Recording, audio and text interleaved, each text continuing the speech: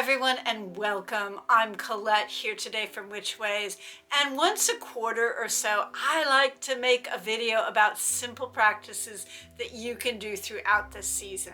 This one will be on spring practices. I'll link the other videos I've made on spring practices in the description, and you should check them out if you like. And I'm going to include one practice at the end that's a little bit more of a spell working and a little more complex for you to check out. I hope you enjoy. I've been a practicing witch for a really long time, and one of the ways that magic sustains me is by me bringing practices that are magical into very mundane day-to-day things. And so this first practice is about bringing magic into something super mundane, which is working with eggs and food. Many of us eat eggs year-round, not all of us, but eggs weren't always available year-round. In fact, egg production starting was one of the signs that spring had arrived or it was about to. So a very simple practice that I do is once a week I make a little bit of a big deal about cooking eggs, and I gather whatever spring flowers are currently available, put them in a small vase on my table, and then I light a yellow, purple, or green candle that I just breathe into, holding the feeling of spring in my body. And then I hold the eggs in my hands before I cook them and charge them with the power of renewal and life force. And this is a super easy one because eggs already hold a lot of that energy symbolically and physically. So it's a pretty easy thing to do. You might have some nice spring greens in your market right now, or maybe even growing in your garden, or maybe you know how to identify wild edible weeds and to use them. I find that harvesting greens and eating really fresh ones at this time of year really helps the body adapt to seasonal changes and helps bring that life force of springtime through very strongly. Personally, I like cooked nettles, chives, lovage, or a little bit of dandelion greens. Now, these are all really strong flavored herbs and plants, so you'll probably want to just start with a little bit and mix them in with some other greens if this is the first time you've tasted them.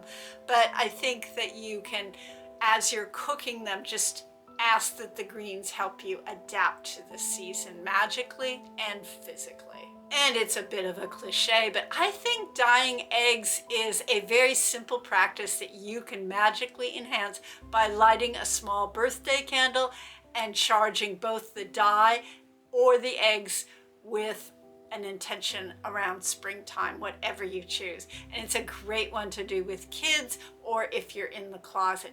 There's a lot of information on eggs and dyeing them and magical practices from Eastern European folklore, and mostly people do this around Easter, but it's something you can do anytime in the spring that feels appropriate to you. Not everyone works with deities, but if you do, this is a great time of year to make a very simple altar to spring deities. Now, not every culture has spring deities or recognize spring, but many cultures do have a deity around renewal or rebirth that you can adapt this working to. So what I do is you can either create an indoor altar or an outdoor altar. For an outdoor altar, I usually just take some twigs with some interesting shapes or a nice kind of interesting looking flattish rock and set them up underneath a tree or near a nice stand of wildflowers. And then I just keep a bottle of water by the back door, and every time I head out to the yard, I just grab that bottle and I pour a little water out on the sticks or on that stone, thanking that local spring deity and asking them to help me adapt to the spring magic and spring's life force. For a simple indoor altar, I just pick some flowers, put them in a vase, and set a tea light or a slightly bigger candle near them. And then whenever I think about it, I just light that candle and sit there for a few minutes or stand there and appreciate the beauty of spring and appreciate any particular deity that I might want to work with, and ask them to help me embody spring's life force and thank them for the continuance and renewal of life. If you're one of those people that like to do things at a very, very particular time and that helps you, early in the morning when you first get up, or at dawn is a good time, but you can do it whenever you want. I really like to freshen up my house magically at this time of year as well. And so one of the things I do that helps with that is to take a handful of spring blooms, put them in a large pot of cold tea of thyme or rosemary herb, and then I might just take a birch whisk like this and dip it in the water and kind of whisk it and drip it around the house, or I might also put it on my broom as I'm sweeping, or I might put it in my mop water or in a spray bottle or a washcloth that I'm using for dusting, and I use that for cleaning in springtime. If you have pets or small children, you want to make sure that the flowers you pick are non-toxic and safe. So violets, pansies, the English lilac, not the Persian lilac, but the English lilac, and dandelions are a few that are definitely safe for pets, and there are a lot more that are safe for children as well. You only need a few flowers to bring that energy of spring into the water. And if after you're done cleaning you still feel like you need a little bit more, I would personally try burning some lavender to invoke that calm floral energy. Lavender is not great for cats, but for kids and people, it is really wonderful.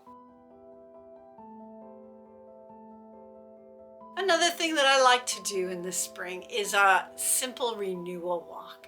And the way that I do that is that as I leave the house, I just imagine or visualize or feel the energy of that rising green spring life force coming up through my body with every step, with every breath, taking up a little bit more room in my body and pushing out anything that I don't need at this time of year.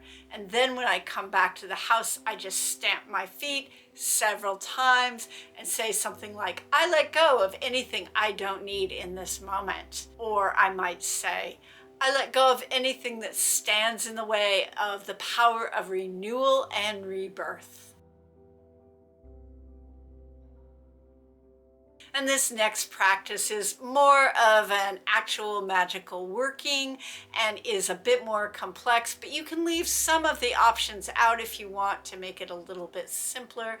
And this spell is a charm plate spell to bring the powers of fertility, abundance, and joy, or whatever spring intention you want into your life. I start with a plate or a tray, and I place a piece of paper on it that has my spring intention written down.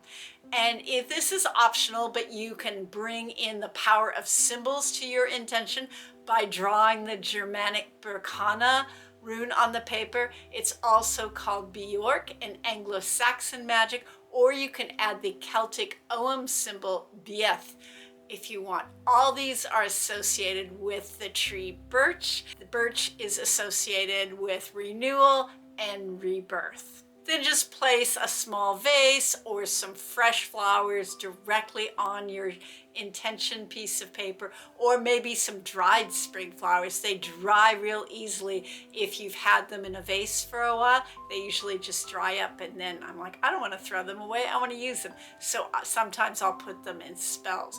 So you can put any form of spring flower on top of that piece of paper. And if you want to call in deity, I would gather some supplies for that. Personally, at this time of year, I would do an offering of some kind of sweet cordial. So that could be something like May wine or dandelion wine or elderflower wine. Personally, what I did with my spell was I made violet flower cordial and gave that as an offering. Once you've gathered those supplies, just cast a circle and call the beings in if that's part of your practice. I do have videos on that. Then light a candle, speak about your intention until you feel done, or repeat the intention over and over that you wrote down on the piece of paper, whatever feels most comfortable and authentic to you. And then let the candle burn all the way out. When you are done with the spell, you can return all the ingredients to the earth right away if you want. Or if the flowers are dry and it feels right to you, you can put the flowers inside a charm bag along with your folded up piece of intention, and you can either bury it in the earth or keep it nearby just to have the energy of it flow out into the house and into your life. You can carry it with you if you want.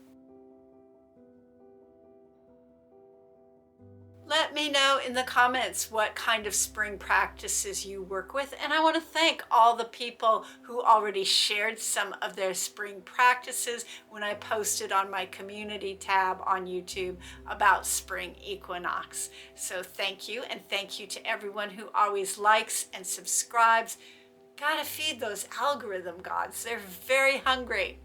So I'd also really appreciate it if you check out my Patreon page.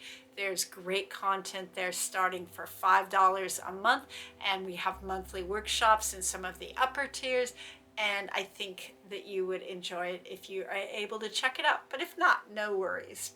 So until next time, stay safe and be well.